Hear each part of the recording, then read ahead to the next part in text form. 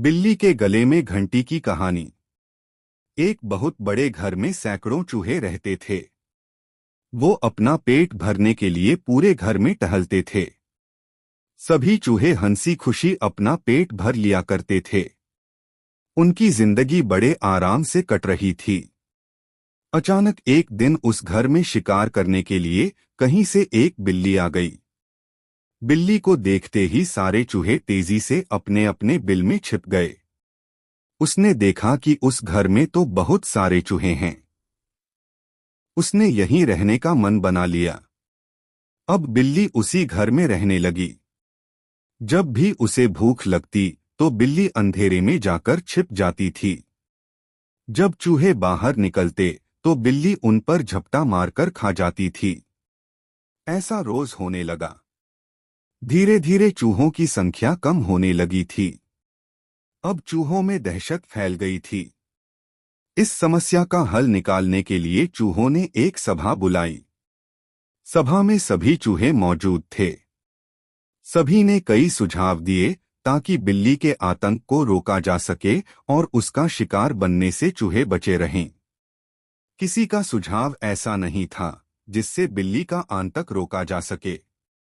सभी चूहे बैठे ही थे कि अचानक से एक बूढ़े चूहे ने सुझाव दिया।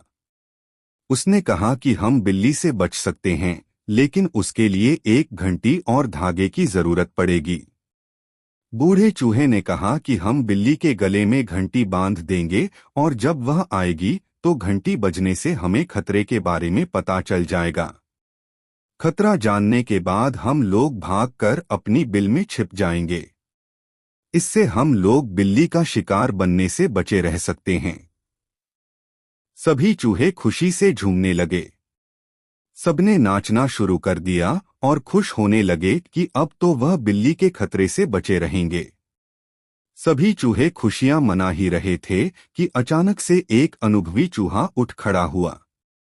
उसने सभी चूहों को जोर से डांट लगाई और कहा कि चुप रहो, तुम सब मूर्ख आए। उसके बाद अनुभवी चूहे ने जो कहा वह सुनकर सभी का मुंह उतर गया। चूहे ने कहा कि वो सब तो ठीक है, लेकिन जब तक बिल्ली के गले में घंटी नहीं बंध जाती तब तक हम सुरक्षित नहीं हैं।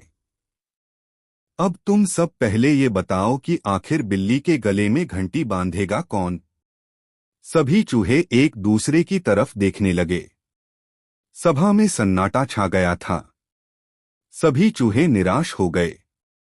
इसी बीच बिल्ले के आने की आहट पाते ही सभी चूहे भागकर अपने अपने बिल में जाकर छिप गए।